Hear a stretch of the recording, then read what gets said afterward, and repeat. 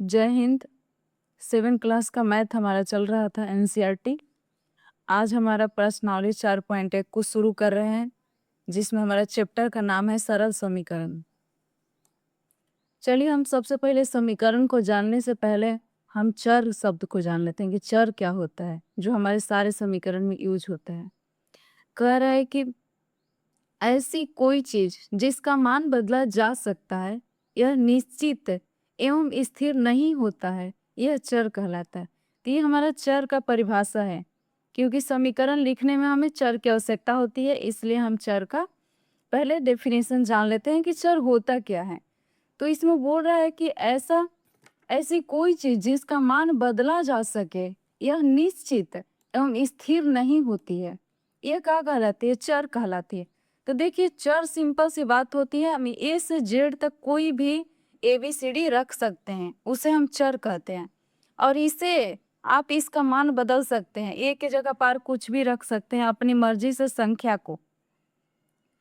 सरल समीकरण को लिखने से पहले आप चर को समझ लीजिए कि चर ए से जेड तक कोई भी आप अक्षर इसमें से उठा सकते हैं, और आप इस अक्षर को किसी भी संख्या के साथ गुना कर सकते, जोड़ सकते, घटा सकते, भाग दे सकते हैं, कुछ भी कर सकते हैं। तो आप देख लीजिए, अगर कोई भी चर के साथ आपको संख्या को रखना है, अगर गुना में करना है, तो आपको चर कोई भी अंक ले लीजिए। हमने मान लिया कि हमारे पास 2 है, हमको ए से गुना करना है, तो उसके साथ क्या होगा?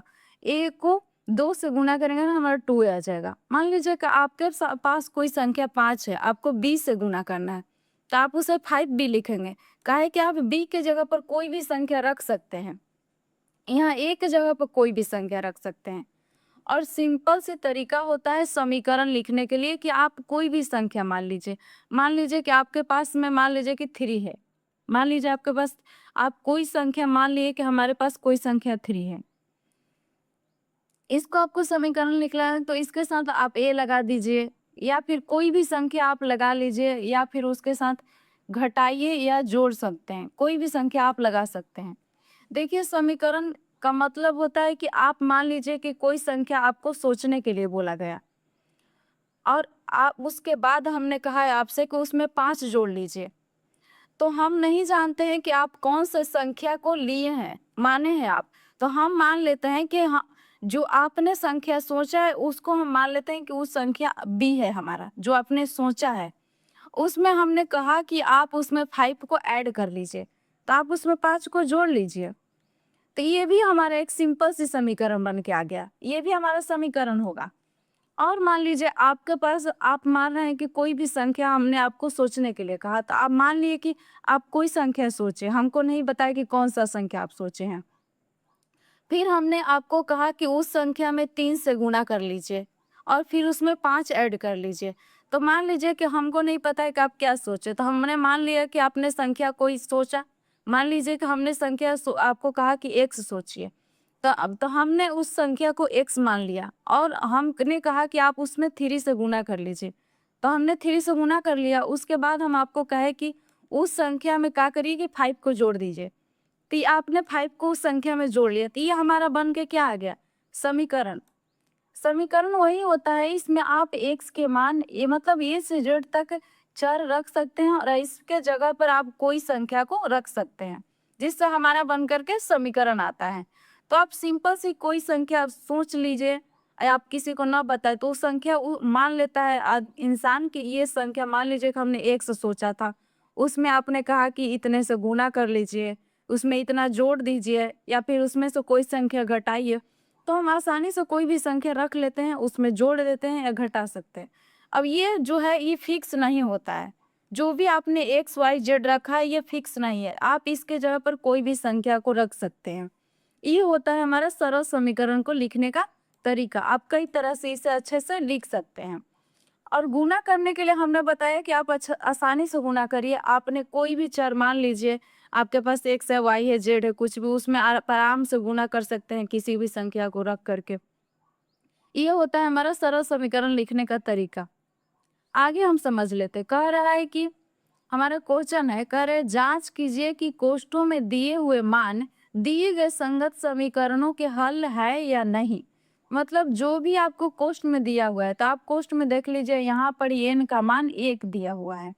आपका समीकरण भी दिया हुआ है, तो ये आपका समीकरण है n + 5 बराबर में 19। तो आपको n दिया है जब 1, तो आप n के जगह पे 1 रख लीजिए। उसके बाद आपको प्लस दिया हुआ है, तो आप प्लस को रख लीजिए। तो आप इसको जोड़ेंगे तो आपको 6 आएगा, लेकिन बराबर में आपको कितना दिया है? 19। तो आप बताइए कि 6 19 से मैच कर रहा है? नहीं मैच कर रहा है। तो यही पूछा है कि ये जो संगत समीकरण है, ये हल है या नहीं? तो हम लिख देंगे कि हमारा हल नहीं है, क्योंकि मैच ही नहीं कर रहा है। इधर पे 19 आता तो मैच कर जाता, इधर नहीं आएगा तो नहीं आता। और एक चीज हम बता देते हैं कि आपको समीकरण में मतलब चर संख्या के साथ अगर गुना करना है तो आप किस तरह से गुना कर सकते हैं, प्लस माइनस चिन्ह बदलने के लिए कि हमारा साइन क्या होगा।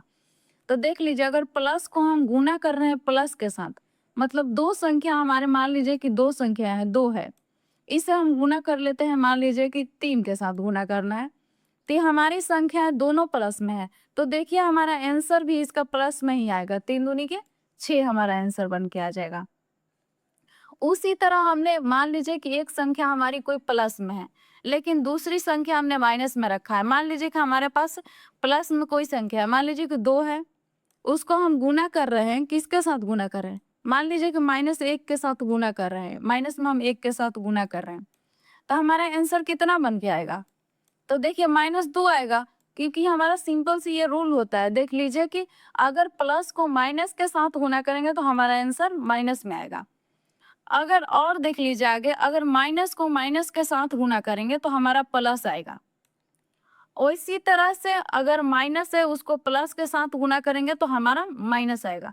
कोई भी संख्या आप रख के देख लीजिए, मान लीजिए कि -1 में गुना हमें करना है -1 से, तो कर लीजिए -1 में गुना -1 से, तो हमारा आंसर इसका क्या आ जाएगा?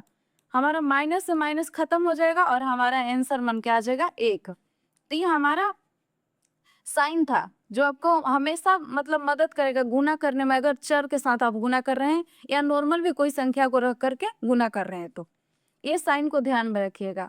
उसी तरह से हमारा आगे है, कह रहा है कि बी क्वेश्चन की 7n प्लस में 5 है बराबर में 19 है। तो देख लीजिए, कह रहा है कि आप n के जगह पर कितना रखिए? माइनस में 2 रखिए। तो रखिए माइनस में 2, यहाँ 7 गुने -2, तो 7 गुने -2 रखिएगा तो आपका माइनस में 14 आएगा, क्योंकि ये देखिए 7 हमारा प्लस में था और हम गुना कर रहे हैं माइनस के साथ, तो हमारा माइनस में आएगा 14। इसके साथ बोला है कि आप 5 को जोड़ दीजिए। अब बराबर में 19 दिया हुआ है, तो आप देख लीजिए करके, अगर 14 को +5 जोड़ेंगे तो आप देखिए यहाँ प्लस में जो साइन है 5 के पहले, ये छोटा संख्या है और ये माइनस में 14 बड़ा संख्या है। तो हम बड़ी में से छोटी संख्या को घटाते हैं या जोड़ते हैं। तो आप 14 में से क्या करिए कि प्लस वाला के घटाइए, क्योंकि ये छोटा है तो ये घटेगा। लेकिन आपका जो इसका चिन्ह आएगा ना 9, जो 9 आपको घट करके आ रहा है, ये आपका देखिएगा तो माइनस में आएगा, क्योंकि आपके बड़ा वाला का चिन्ह माइनस में है, इसलिए माइनस में आएगा। उसी तरह ये देख लीजिए, आपका बराबर में 19 था, तो क्या आपका इधर -19 9 और इधर बराबर 19, ये दोनों बराबर हैं, संगत हैं? नहीं। तो आप यहाँ लिख दीजिएगा कि नहीं, हमारा संगत नहीं है। उसी तरह से आप और देख लीजिए, यहाँ भी आप रख लीजिए, तो यहाँ रख लीजिए n के जगह पर आपको रखा कह रहा है कि आप रख लीजिए 7, 7 गुने 2 रख लीजिए, तो आपको आ जाएगा यहाँ पर ही 14। आपका 14 आ जाएगा। उसके साथ आप प्लस में 5 जोड़ने के लिए कह रहा है कि जोड़ लीजिए 5 को, तो आप यहाँ पर ऐड कर लीजिए 5 को। तो आप देखिएगा कि यहाँ पर ही दोनों को जोड़िएगा तो 19 आ रहा है। आपको ऐड करने के बाद 19 आ जाएगा। 14 5 19। अब बराबर में भी आपका दिया हुआ है कितना? 19 दिया हुआ है। तो ये आपका आंसर बन के आ जाएगा, क्या चीज में आएगा? इधर भी 19 है, इधर भी 19 आ रहा है। तो ये आपका आंसर बन के आ जाएगा कि हाँ, ये हमारा जो दिया हुआ है ये क्या है? संगत है। तो ये हमारा आंसर बन के आ जाएगा। उसी तरह हमने और 2 क्वेश्चन को देख रखा है। आप इसको गुना कर लीजिएगा, आराम से गुना करके, और कमेंट बॉक्स में इसका आंसर दीजिएगा।